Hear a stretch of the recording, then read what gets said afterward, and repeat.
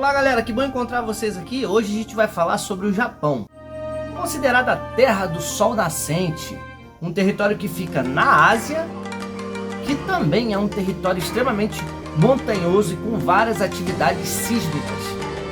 Isto é, tem muito vulcão que pode entrar em erupção a qualquer momento, ou seja, eles estão ativos ainda. O Japão também é uma das maiores economias do mundo e após a Segunda Guerra Mundial, com o apoio dos Estados Unidos para uma reconstrução do seu território devastado pela guerra, principalmente após as bombas nucleares que foram lançadas pelos Estados Unidos em Hiroshima e Nagasaki, o Japão passou por uma transformação gigante. Nós vamos ver já já.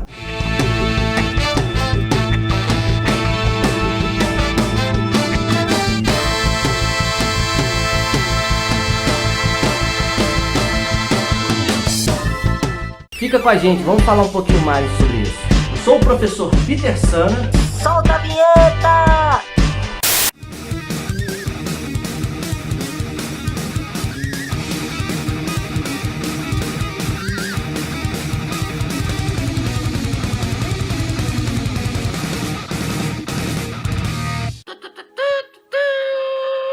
Croquete, gravando. O Japão é formado por 4 ilhas. 4 territórios diferentes que formam essa nação, chamada Terra do Sol Nascente: Hokkaido, Honshu, Shikoku e Kyushu. São os 4 territórios que formam essa nação japonesa. A placa Euroasiática Ocidental, juntamente com a placa tectônica do Pacífico, formam aquela região que dá ao Japão uma atividade sísmica intensa. Por isso que a gente vê muito terremoto nessa região. E a tecnologia que foi desenvolvida durante todo esse século, final do século XX e início do século XXI no Japão, dá a eles um protagonismo importante na área de tecnologia, que inclusive os ajuda a combater, os abalos sísmicos em grandes prédios, que são projetados para não ter um abalo sísmico significativo, para não deteriorar. Logo, nós temos um país extremamente moderno que investe em tecnologia, que tem uma indústria automobilística intensa e de grande repercussão no mundo, tanto que exporta para diversos países, não só da Ásia, mas também os países ocidentais, incluídos Estados Unidos, Europa e América. Nós também temos a eletroeletrônica, a informática e a robótica, que investe milhões no país e tem resultados significativos. A educação no Japão também tem um nível altíssimo. É um dos países no mundo que tem o maior índice de desenvolvimento humano, ou seja,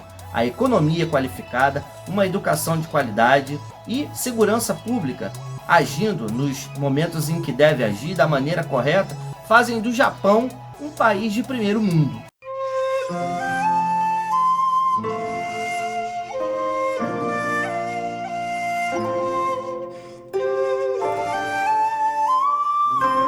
A bandeira do Japão tem um sol vermelho. Não sei se vocês já repararam, vou colocar aqui.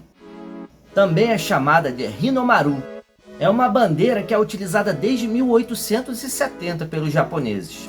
No começo da história dessa bandeira, os samurais usavam leques com essa representatividade do sol nascente. Assim que surgiu toda essa representatividade da bandeira do Japão. E aí, durante esse período em que o Japão entrou na era Meiji, houve a guerra sino-japonesa e os territórios de Coreia e Taiwan também foram ocupados.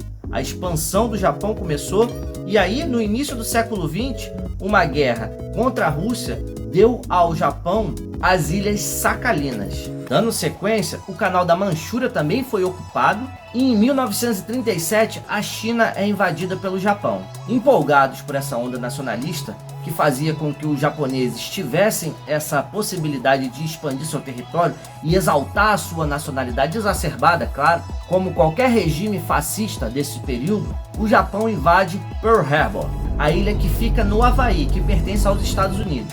E aí o Japão definitivamente entra em guerra contra os Estados Unidos, embora já tivessem aqueles rumores devido às alianças que eram feitas. E aí, para terminar, aquele massacre com as bombas de Hiroshima e Nagasaki. Foi quando os Estados Unidos liberaram essas 2 bombas e devastaram o território japonês, demonstrando para a União Soviética e para os Estados Unidos estavam conquistando aquela região. Era um conflito de interesses pelo mercado japonês, pela população japonesa e pela cultura japonesa. E a intervenção dos Estados Unidos fez com que eles acabassem com os resquícios do feudalismo e promovesse definitivamente a aceleração da industrialização. Com a organização a partir dos critérios norte-americanos, foi proposta a reforma agrária, a desmilitarização da ilha, o imperador deixou de ser visto como um deus e o Estado passou a ser laico, como qualquer democracia que se preze no mundo. O povoamento do território japonês começou em meados do século III,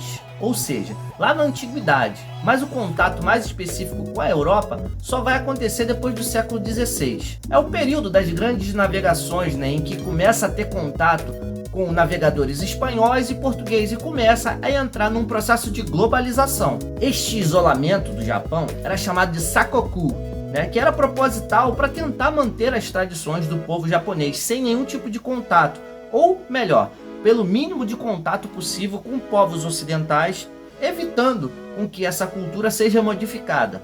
Outras coisas que são muito comuns e admiráveis da cultura japonesa é a culinária. Nós temos a culinária japonesa que invadiu depois do século XXI. Inclusive o Brasil é um desses países que consome muita culinária japonesa. Provavelmente várias pessoas que vocês conhecem já devem ter tido contato com essa comida japonesa e muitas pessoas louvam essa comida japonesa pela qualidade. Consumos de frutos do mar é muito comum. Na cultura nós temos os animes também, ou animes, quem prefere falar dessa forma, que invadiu o país, o Brasil, no final da década de 80.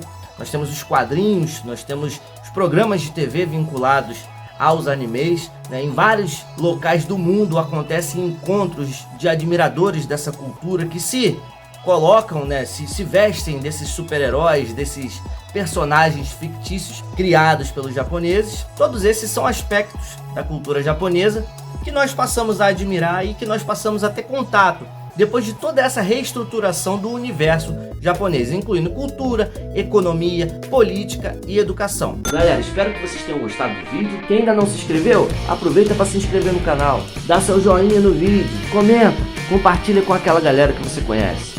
Valeu, tchau!